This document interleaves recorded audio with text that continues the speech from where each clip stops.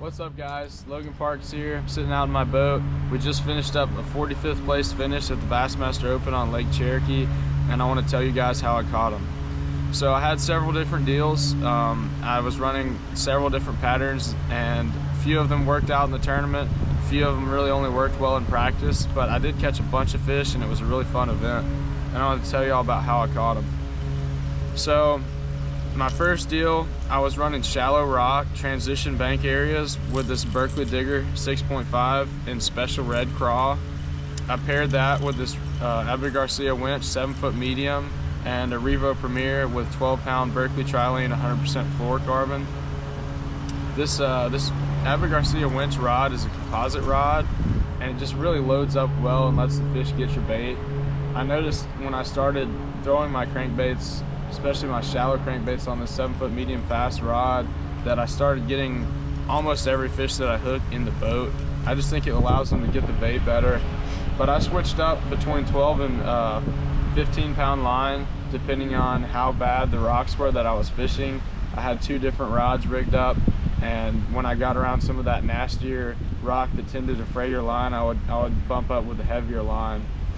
But I caught a lot of good largemouth on this bait in practice.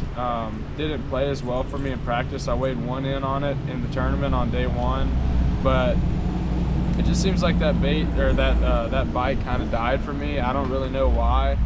I think that with the warming of the weather, those largemouth got shallower, and I just didn't really, I didn't slow down and adjust like I should have to catch those fish.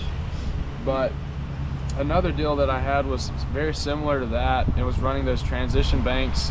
Boat was sitting in 12 foot of water, and I was throwing up into 3 to 5 foot of water with this Berkeley Stunna in Hanky Panky. I was throwing the 112, just the shallow version, because I was fishing shallower water. I caught a lot of really nice smallmouth on this jerkbait, focusing on more of the outer transition banks into the pockets, whereas when I was cranking, I was focusing on somewhere in between halfway back to all the way back in the creek. Seems like those smallmouth were staging on those transition banks at the mouths of the pockets, and they were chasing bait. So that's why the Stunna worked really well for me. I paired it with the 6'10" medium light Veracity Abu Garcia rod and this Revo ALF. I like to throw all my jerkbaits on a 6 to 4 to 1 just because seems like every twitch you catch your line up by just 1 turn of the handle. I don't really like a fast reel for a jerkbait, but also I just think this is about the perfect speed for it.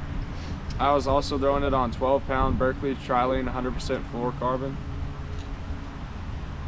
On day 1, I caught every single one of my fish that I weighed in besides that one on the crankbait on this little Damiki style bait.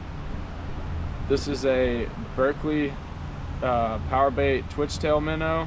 I was throwing this color, it's called Bleak, and I was actually seeing the fish sitting out in the middle of the pockets under bait and casting directly to them. I noticed when my jerkbait bite wasn't really working for whatever reason in the tournament, that I just panned out with my forward facing sonar, and I saw a lot of fish sitting out there off of the points in towards the main channel of the creeks. That's when I decided to get this out of the rod box and just start casting at individual fish. This thing really got me out of a jam on day 1 because it was a struggle for me. I only caught 6 fish, and I got 5 bites on this. 4 of them were really good sized fish, and I culled with the crankbait once, but this thing got me out of a bind. And if you guys haven't thrown a Damiki rig and used that forward facing sonar yet, it is so much fun watching them come up and eat your bait. They're so aggressive this time of year. It's a ton of fun. But I paired this combo. It's a Abu Garcia Xenon size 20 reel paired with the Xenon 6'10" medium light rod. I threw 10-pound Berkeley X9 braid paired with a 8-pound Berkeley 100% Trilene fluorocarbon leader.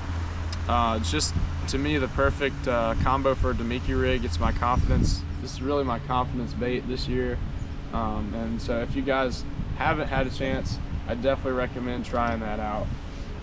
And my final deal was this big spinnerbait. I was throwing this on an Abu Garcia Veritas PLX Tournament Edition, 7'3" medium heavy with a Abu Garcia Revo Premier and a 7 to 1-to-1 speed on 17-pound Berkeley 100% trilane fluorocarbon.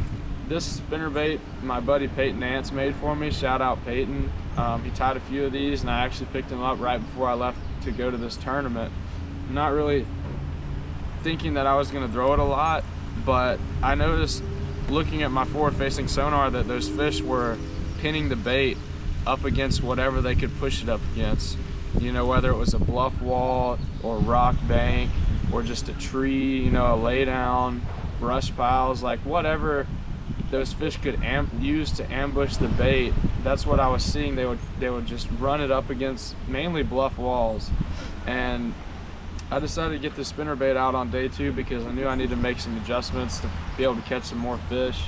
And I started slow rolling this, you know, along the sides of bluff walls and also along the sides of those steeper transition banks that I was catching fish on the jerkbait on, and they were absolutely crushing it on day 2. I think I caught 20 or 25 fish on the spinnerbait on day 2. Had a lot of fun.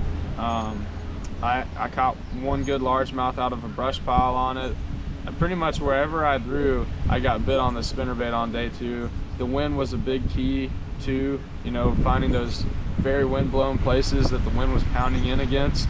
But yeah, I caught a bunch of fish on day 2, had a nice little rebound. I finished 10 ounces out of the check line, but I got some really good points and I'm excited to get after it at the James River. Hope you guys enjoyed this video and check out some of these combos because they are awesome.